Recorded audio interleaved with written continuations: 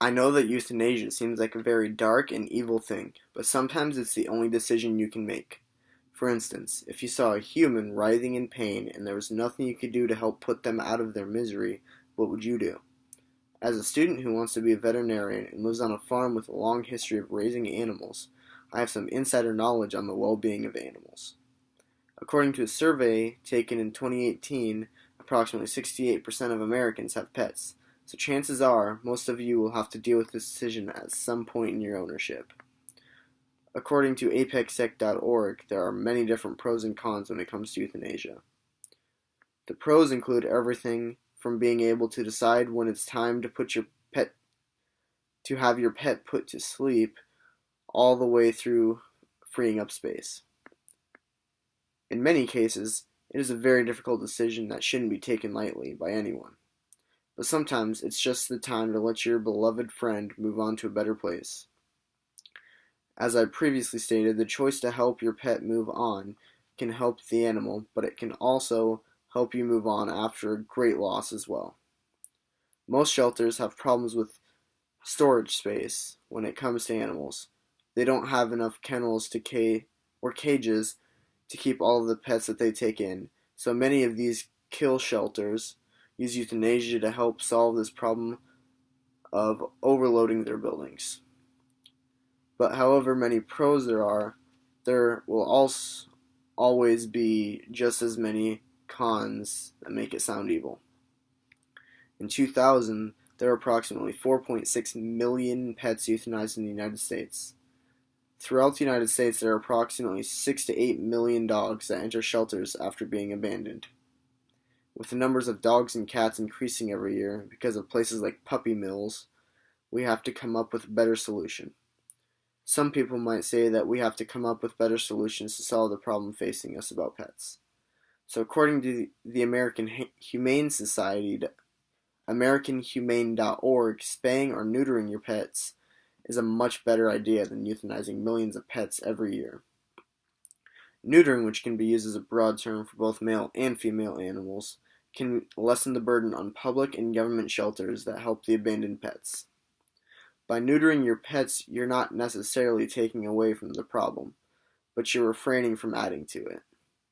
Not only does it help the problem of overpopulation, but in most cases, your pet will be healthier if they never sexually mature. Even if you're responsible doesn't mean that you're not adding to the problem. Even if you find a responsible home for your new litter, that would still take away a home that could have adopted a shelter pet who will still need a new home. If you're looking for a purebred dog, you can find that almost 25% of dogs in shelters are purebred, so you should save one of them before breeding more. Or if you just want a dog similar to your dog because he or she needs a friend, you could adopt another pet instead of breeding another generation of pets that might just be killed at a shelter someday.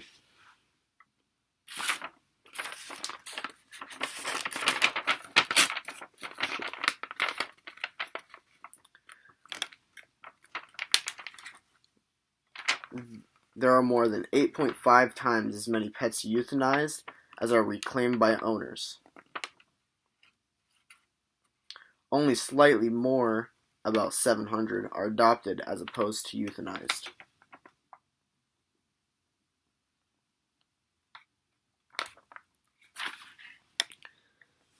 But just because there are better options doesn't mean that we should get rid of euthanasia altogether.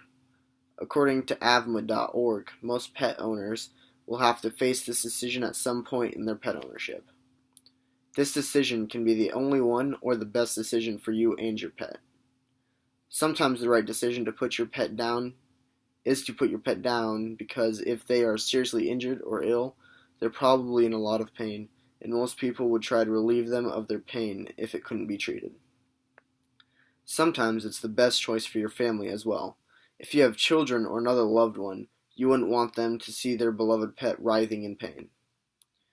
Making the decision could also lead to it being easier on you and other loved ones when they get to decide when it's time. Because they can't help with the arrangements, so it will be easier to move on when all of that stuff is predetermined. Coming to this decision can be hard and stressful as well. You need to ask yourself, how is my pet doing? Do they feel more pain than pleasure in their life, for example? You also need to discuss several things with your family prior to euthanizing your pet. The grief period is different for everybody, so before making any major changes, consult with everybody in your family prior. Although there are some reasonable alternatives to euthanasia, doesn't mean that we should get rid of it altogether, because in some cases it's the only option. But just because euthanasia can be a good thing, doesn't mean that you should jump straight to it. You should always check other alternatives before having your pet put down.